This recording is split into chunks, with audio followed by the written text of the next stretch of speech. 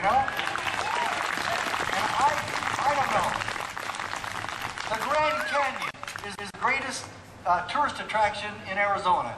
And even as incompetent and inept as we are, I still believe Arizona can run the Grand Canyon. I just think we can. You know, lift the gate, let people in, take their money. You know, I think we can do that. So, folks, it's time we take it back. It's time we take our country back. But how? County by county and state by state. And we have sheriffs that know and understand their responsibility to keep their oath to this. What they've promised you they would do when they take their job. Do you know that your sheriff can't even take his position unless he swears an oath that he's going to defend your constitutional rights? The question is, I know we have a lot of oath takers. Do we have very many oath keepers? And we can make this a bogus issue. The Tea Party movement has already, and the 9/12 movement has already changed the political landscape of this country. I appreciate what Glenn Beck is doing today in Washington, D.C.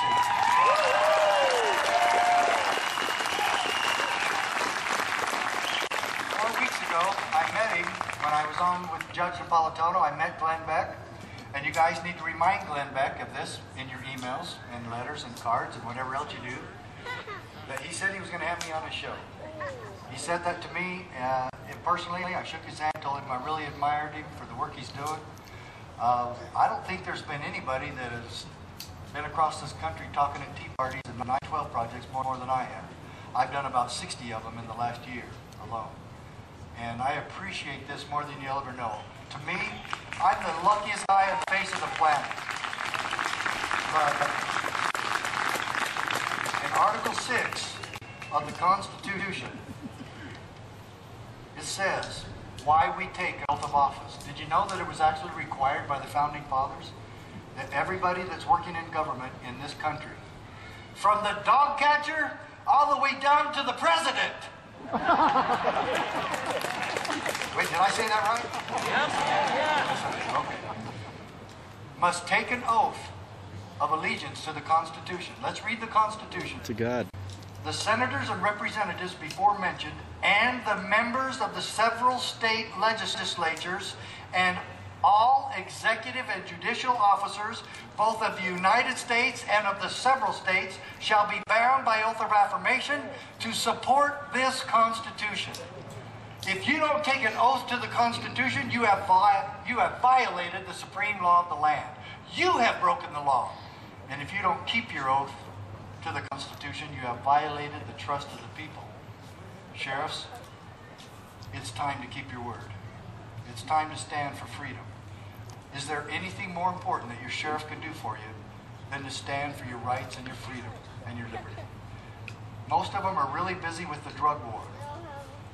So, if they continue to fight that useless war, and even if they were able to be successful, what would we get if they were? Drug-free slavery, drug-free oppression, drug-free ownership by the federal government. There is nothing else your sheriff can do more important for you than to stand as a constitutional guard against those who would destroy your freedom and liberty. Now, on page 19 of the book, my views are reinforced by James Madison. And I'll admit, I made the Southern Poverty Law Center Dangerous Patriots of America list. Thank you very much. Yeah. I'm number 18. Paul Venable is 33, 34, whatever he is. Anyway, yeah, I'm proud to be on there with Glenn Beck and Ron Paul, Judge Napolitano, and Paul Venable. And I'll admit, I've said something pretty radical. In this book and on my website, I've said the greatest threat to our God-given constitutional American liberty is our own federal government. And James Madison says the same thing, but he says it this way. There are more instances of the abridgment of freedom of the people by gradual and silent encroachments from those in power than by violent and sudden usurpations. Folks, The only problem with this is James Madison saying gradual and silent. The encroachments are no longer silent, nor are they gradual. They are bold right in your face. And because of that, this Tea Party movement has sprung up all across the country.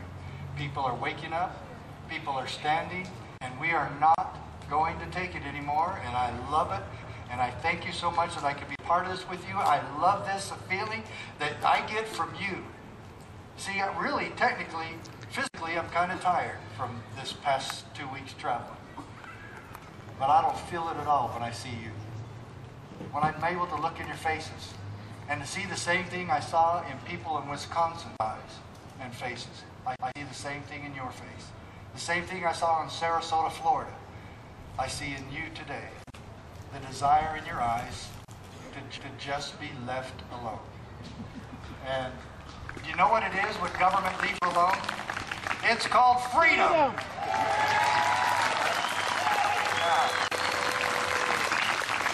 One other quote, and we're going to wrap this up here real quick. On the first page of the book, it talks about how we are now embracing the Marxist platform in America. And then I quote Thomas Jefferson, who said, "When all government shall be drawn to Washington as the center of all power, it will render powerless the checks provided and become as venal and oppressive as the government from which we separated." End quote. The question remains with that I would like to ask all of you. To whom can the people turn for peace, safety, and protection when government becomes venal and oppressive?